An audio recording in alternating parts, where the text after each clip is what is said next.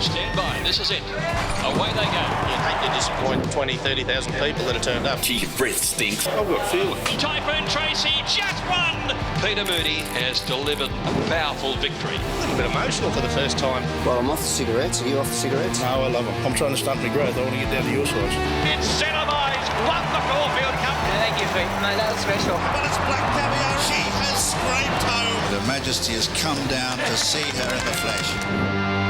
Just to be here and take it all in, it's an unbelievable feeling. It's almost like he's done this before. No. Alrighty. Peter Moody, a kid from outback Queensland. I bet he never thought he was going to end up in racing's Hall of Fame, but yet here we are. Yeah, no, it's quite staggering. Unbelievably humbled, and it's a great honour. You never expect these things. I've gone through life being happy to make a living, but to be honoured by that, by your peers, and recognised for achievements, it's it is very humbling. You're pretty lucky when you can do what you love for a living, isn't it? Like with horses, it's hard to call it work sometimes. It is, and I think we're all involved in it for one reason, and that's the animal.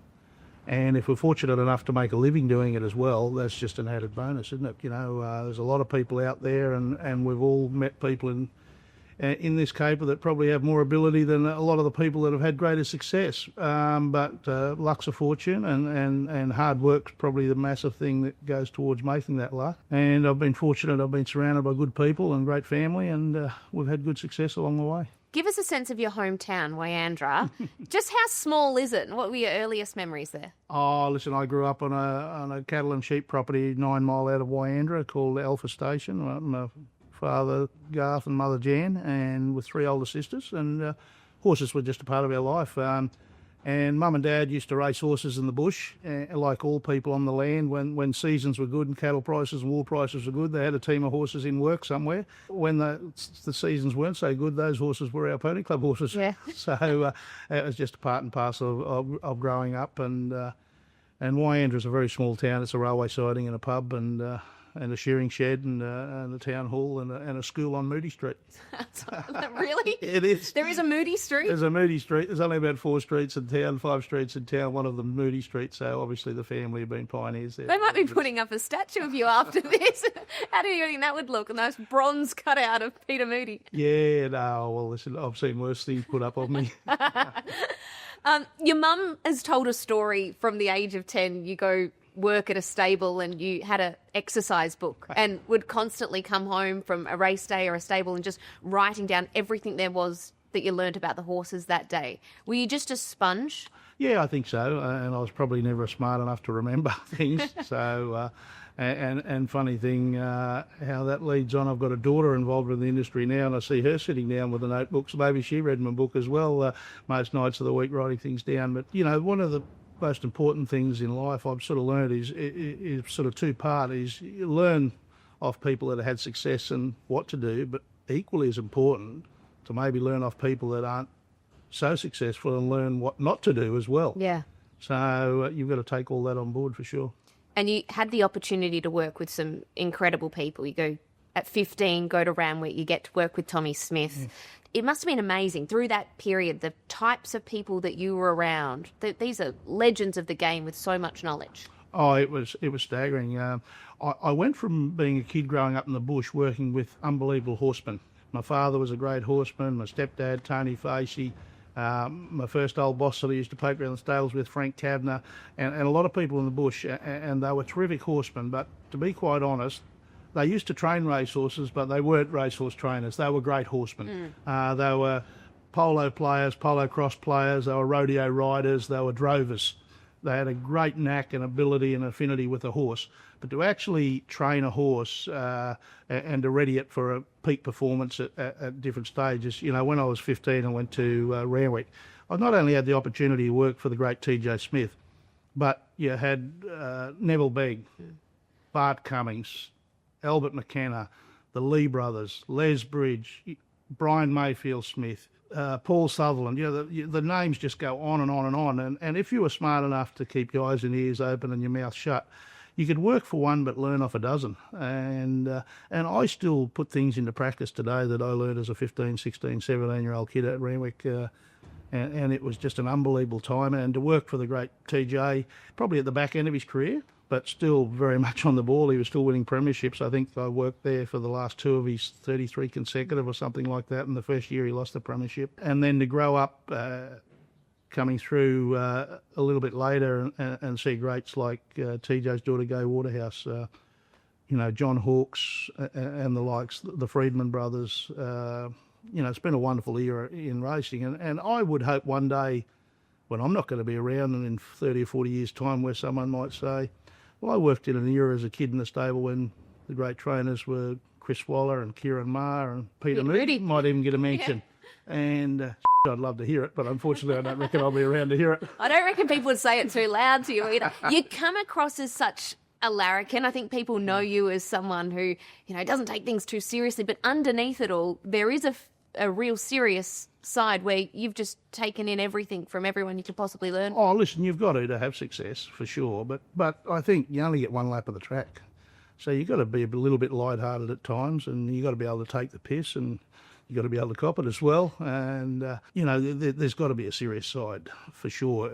People make a massive investment in this industry, and every horse that walks in the gate, it's an investment for a person. And I've been fortunate. I've trained for a lot of great breeders and big breeders, and you're protecting families and developing families for people to breed from for generations to come. And so it is a big investment, and I put that onus on my staff. I put it on my jockeys that we've got to try and succeed the best we can here to realise that investment for people. It's no different to buying shares or property or whatever. You've got to try and grow that investment. Or if that investment isn't going to grow, you've got to cut it off at the knees and move on and find the next one. What's your methodology when it comes to training and the business side? Because there are two ends of the spectrum, probably from those great horsemen that you worked with in outback Queensland through to the real CEO business side of the game. The two things I've always concentrated on in my business is the logistics. So no horse has ever moved within my operation without my thumbprint on it, and the day-to-day track work. It doesn't matter if I'm on the other side of the world. I always do the worksheets for myself every morning. And the main thing I do with my horses, and it stood me in good stead, is the most boring part of my day is the 30-minute drive to work. Go down the same road, do the same thing, same cup of tea, same couple of cigarettes. And it bores the shit out of me. And I don't want my horses to feel that. I know a lot of people are line and length and routine with their horses, but I don't like them having routine. I want them every morning when they step outside the box door, I want them to be excited about what they might be doing today. So they tend to do the same physical amount of work every day, but I want it done in a different way. I want it done on a different track, at a different direction, because I want them to be excited, and I want them to want to run. And I don't care how good a trainer you are, you won't make a slow horse run fast, but the art of training is trying to extract the best out of what they've got.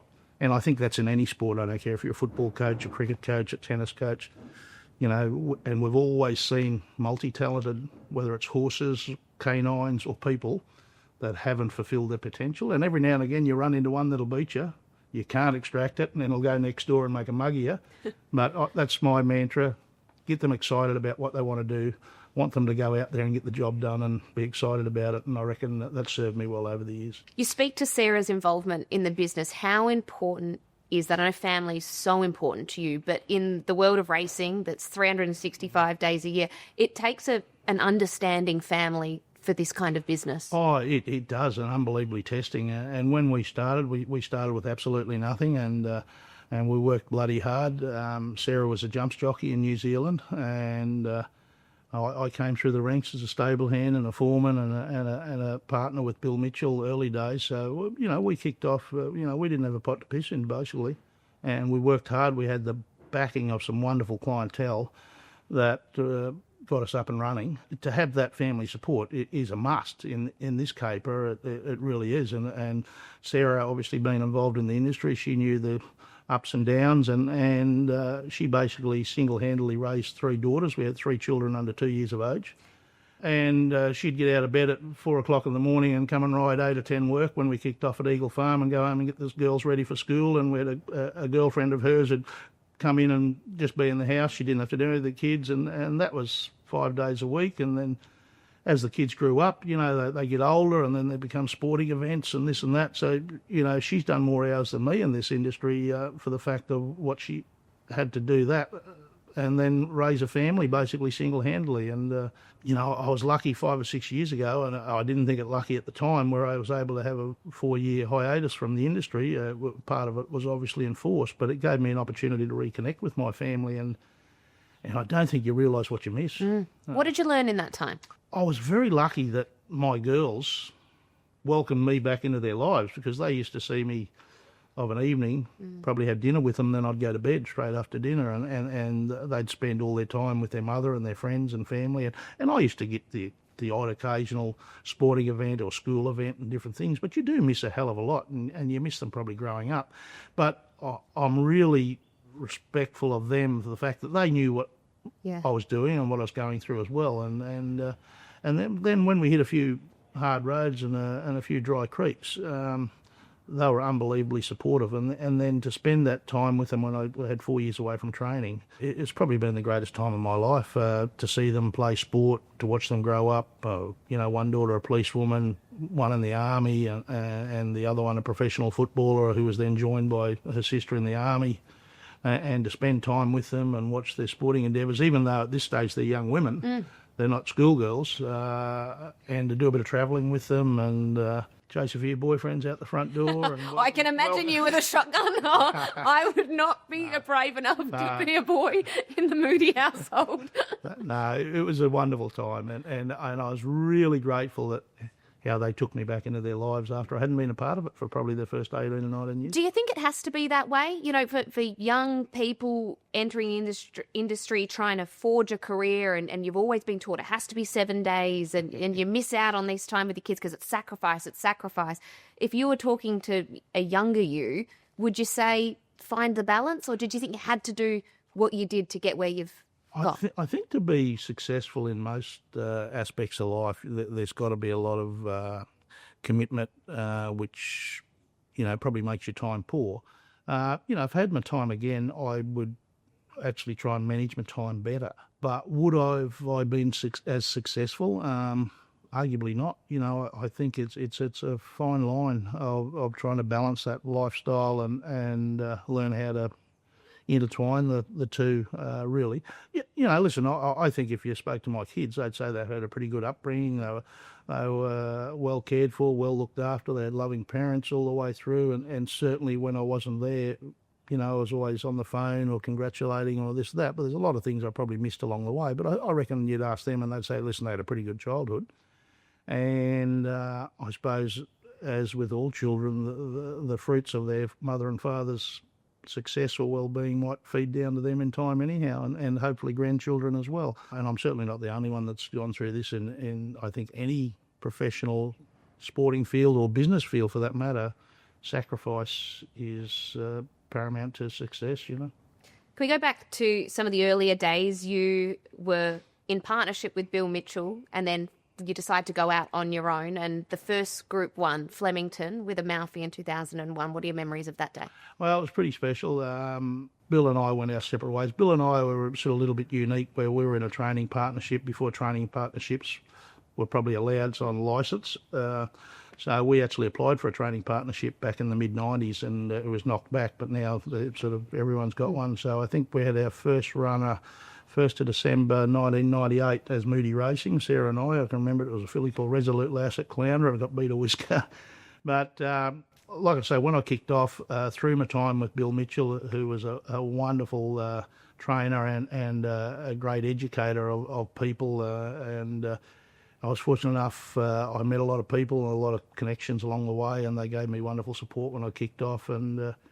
And one of those families was the Wandra family in Queensland that owned a Malfi, and Luck's a fortune. I was at a yearling sale in New Zealand. I was underbidder to him on a filly, introduced myself and said, I'd love to train that filly for you. And he said, yeah, no worries at all, knowing that they were a Queensland family. And then he sent me this little Carnegie colt as well called a Malfi. And 2001 Victorian Derby, I'd actually decided about 6 months previous to that Brisbane was good, but you get the political turmoil in racing there. I reckon Southeast Queensland could be the best racing centre in the world because of the weather and everything, but it changes of governments and rules and regulations. It just, at the time, they were getting it wrong, and I said to Sarah, listen, we're just going to beat our head against a brick wall here. You know, we can have success, we can have fun, but I'm not sure we're ever going to get ahead.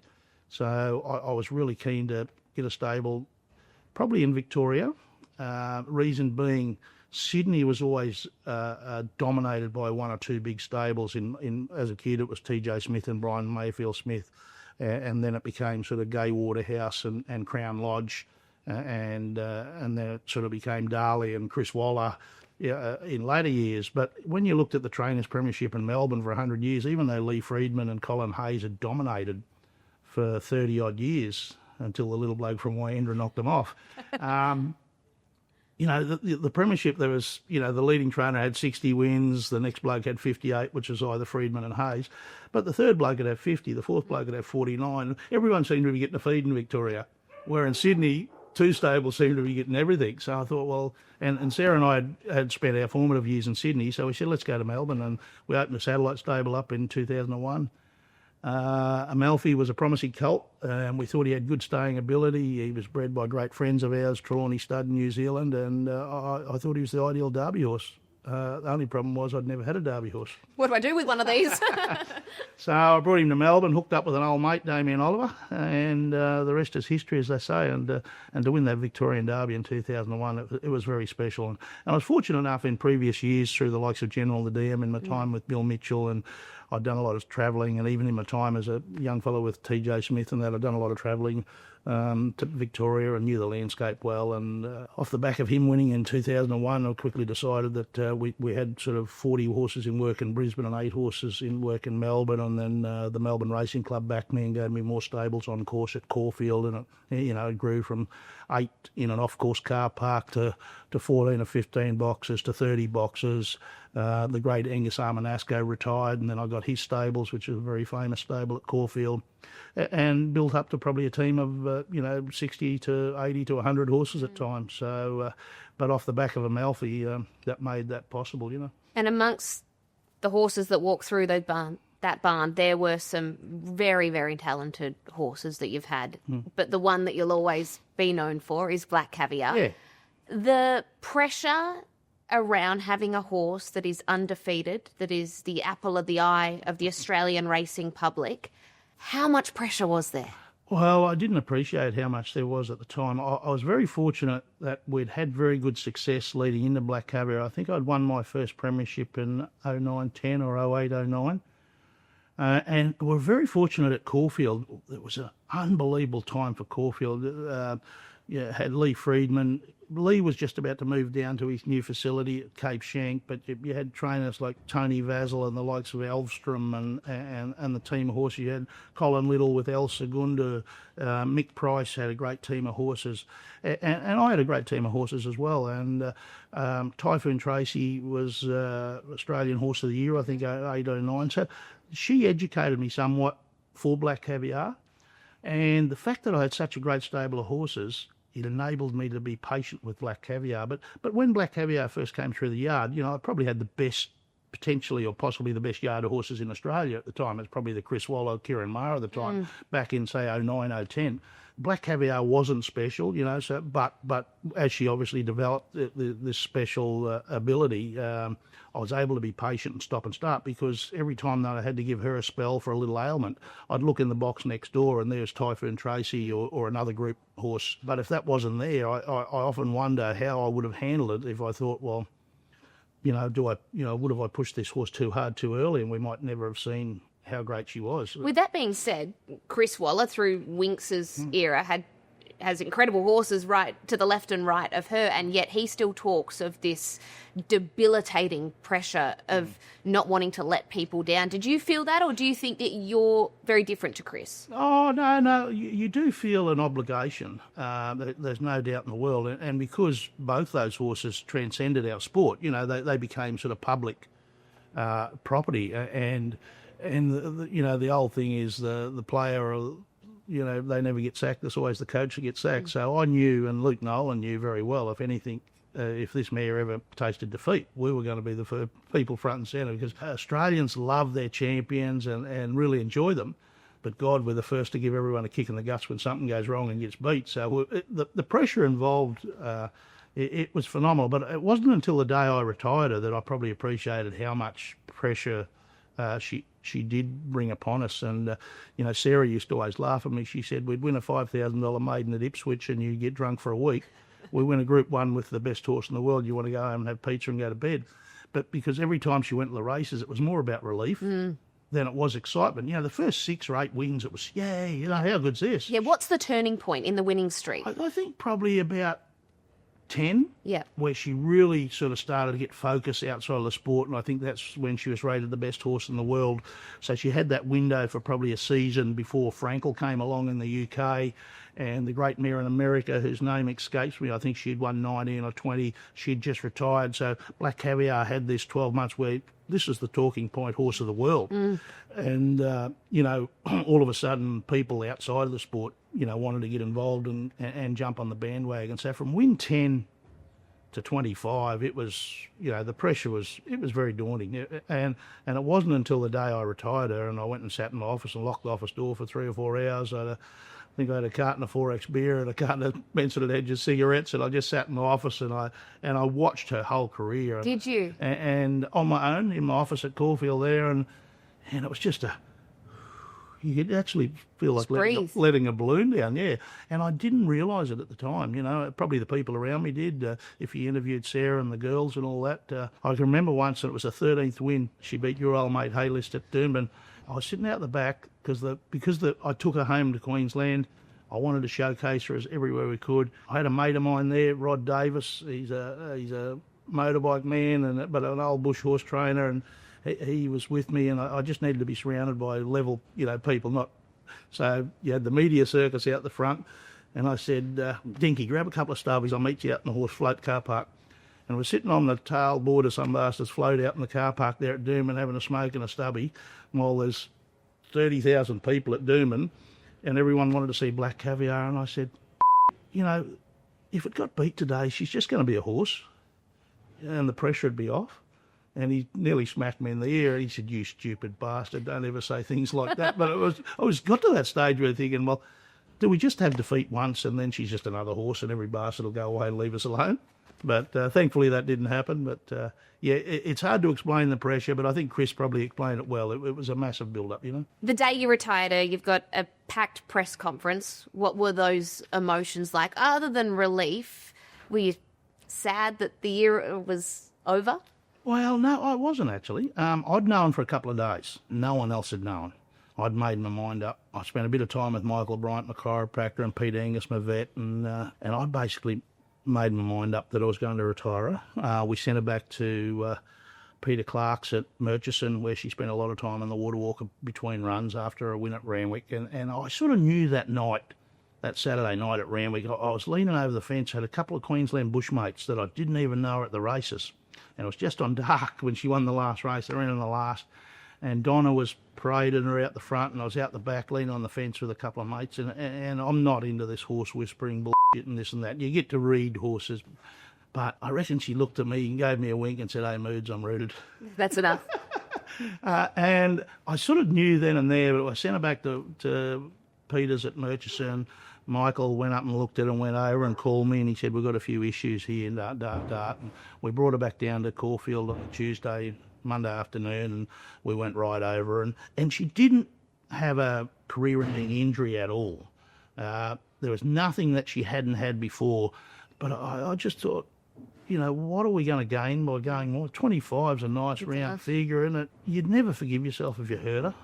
She had an unbelievable pain threshold. The last time she walked onto a racetrack probably sound and not carrying some form of injury was her second or third start in a race.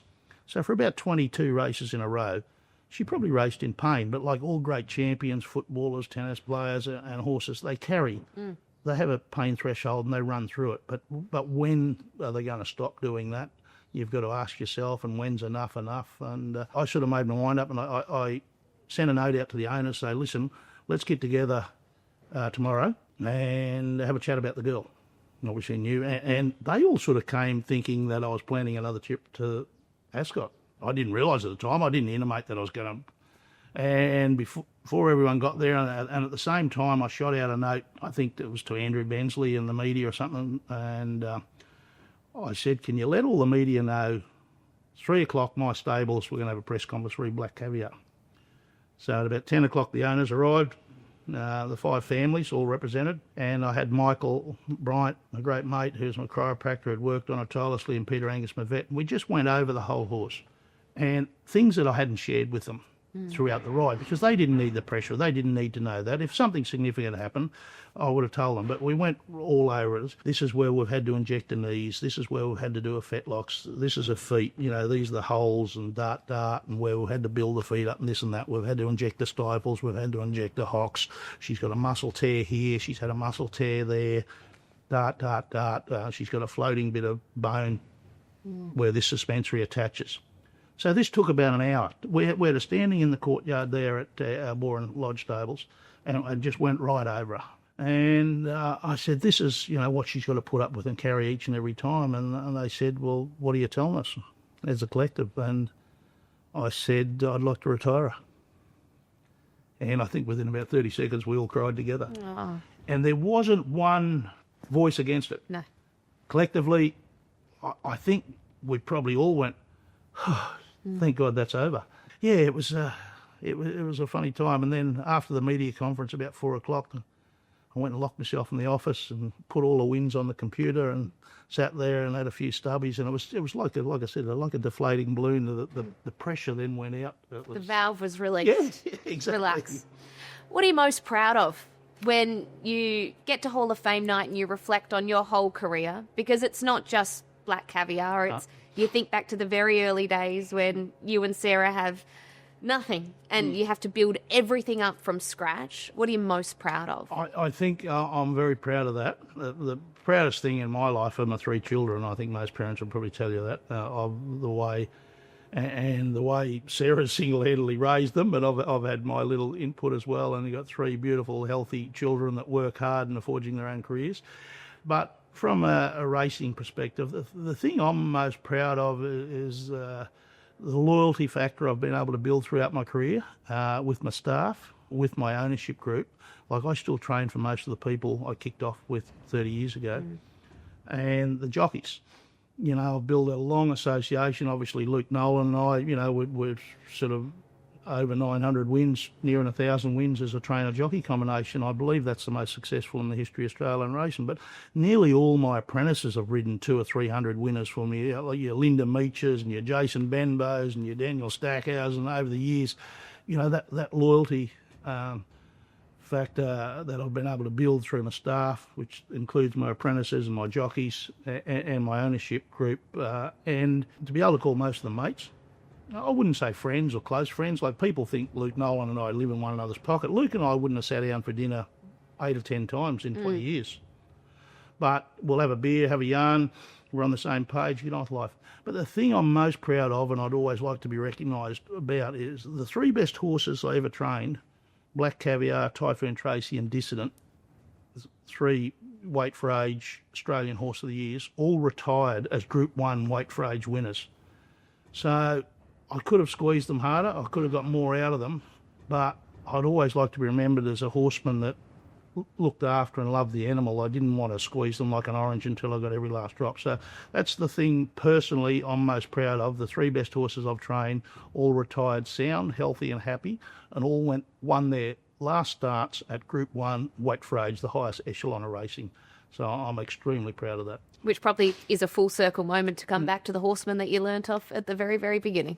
To look after and love and adore that animal. And like we said at the very start, I think that's why we've all been involved in this sport. The people are the pain in the arse side of it, aren't they? That's a bit that I can't imagine what you like. The horses are the wonderful part of it, to be honest. And it's sad that a lot of people see negativity in what we do. I think if they got to experience firsthand the people that maybe don't like what we do or what we set out to achieve, it's disappointing.